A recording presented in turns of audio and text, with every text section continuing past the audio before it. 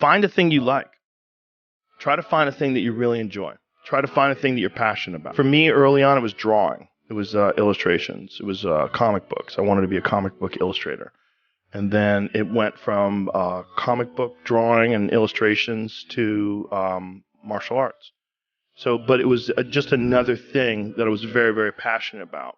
And that was my vehicle out of my dilemma. That was my vehicle out of my own anxiety and trauma and my own issues and insecurities. And at what age should you have it all together? At what age should you have it all figured out? I get a lot of mostly young men on the channel, and they're from 17 to 35, 36, 39, and they lament that they're at a place in their life and they don't have it figured out. And they wonder what's wrong with them because they don't have it figured out. Of course you don't have it all together.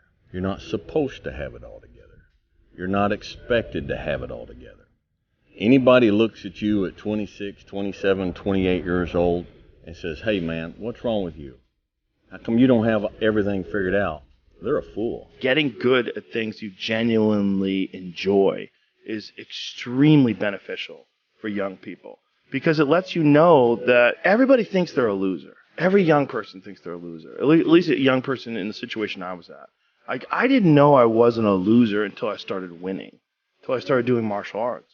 Martial arts taught me that like I could get better at stuff, that I wasn't really a loser. I just was someone who was like in a fucked up situation, but you could channel all that energy that you have as a young person into something and get better at it. And then all of a sudden people admired me.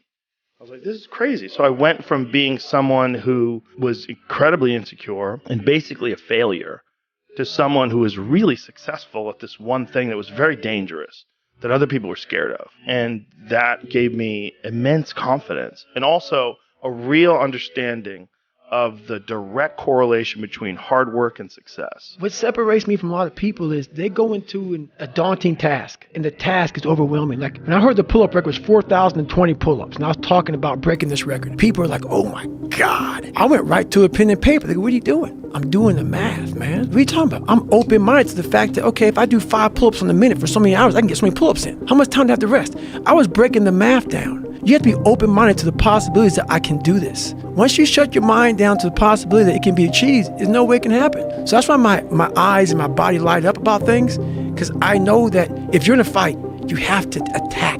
You have to keep attacking. The enemy has to know he is not going to give up. You must break the soul of whatever the fuck is in front of you. And also an understanding that you can't listen to people. Because even my parents didn't want me to do martial arts. They didn't want me to fight. They didn't want me to do stand-up. It's like you have to understand like who you are. And then in the face of other people's either criticism or lack of faith in your ability to succeed, you push through and there's great benefit in that. And then you realize that you can kind of apply that to other things in life. That's what I realized. I was never breaking the soul of anything in front of me. So that's why I came up with the thing called Taking Souls in my book. I started to devise ways to break a soul of a human being, of an object, of whatever's in front of me. If you keep on attacking something, nothing wants to stand in front of anything that is relentless. Nothing. There's been many days where I didn't want to work out. I just didn't feel like I had the energy, and I just forced myself. And I think there's very few people out there that know how to force themselves. That's a learned. That's a learned skill. It's that kind of discipline and focus. You have to have like real rigid requirements of yourself, where you don't allow yourself to back out of things, and you don't allow yourself to slack off. And I don't think people put those kind of requirements on themselves as if it's a daily principle of life, like what you must get done. You know, you must brush your teeth, you must exercise for 45 minutes. And if you did that, I think you'd be healthier and happier, and your body would perform more smoothly. And if you require your body to do things like that, I think it rises to the occasion. There are very few people that have that kind of discipline. So because of that, they come up with excuses. And excuses are a giant part of the problem.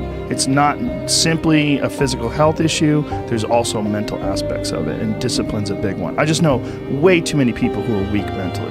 And I can't just chalk it off to only, you know, their physical, the way they physically feel, because I felt like shit 100 times, and then I worked out, and then I felt way better.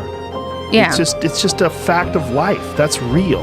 You know, you just gotta. And people don't know how to do that. And it's not. And if you're used to doing this, get in your car, sit down, drive to the office, sit down, go to the lunch, sit down, then go to the gym.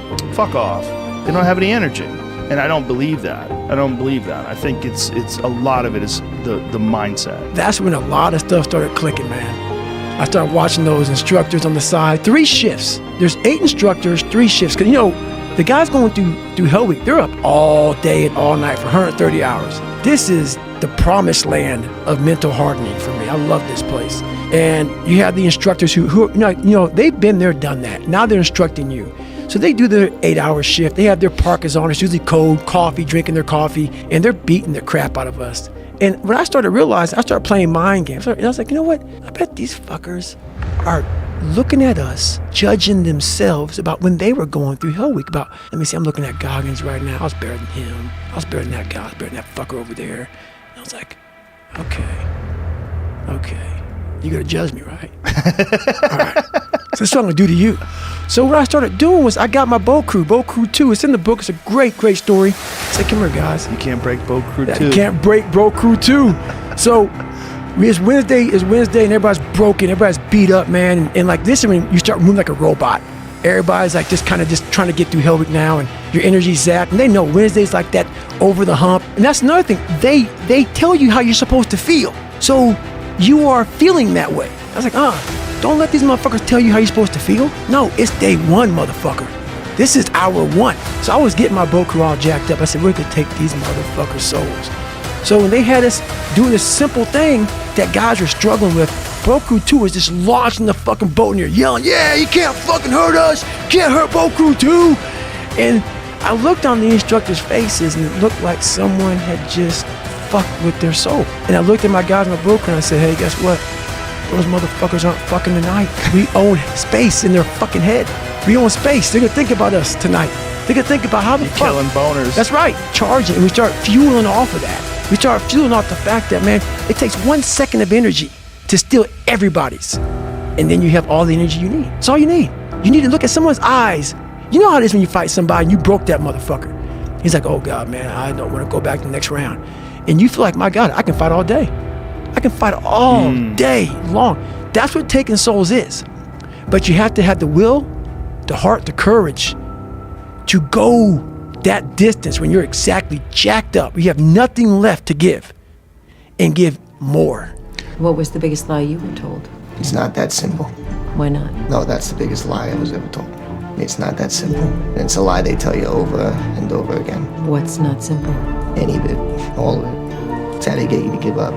They say it's not that simple, Vinny. So what's the truth? That it is. That if you just do the thing that they tell you you can't, then it's done. And you realize it is that simple. That it always was. But if you're not enjoying it, rethink your life. Try to figure out why you're not enjoying it. You still think it's possible to shift things in your 50s? Yeah. If you're alive, you can get better.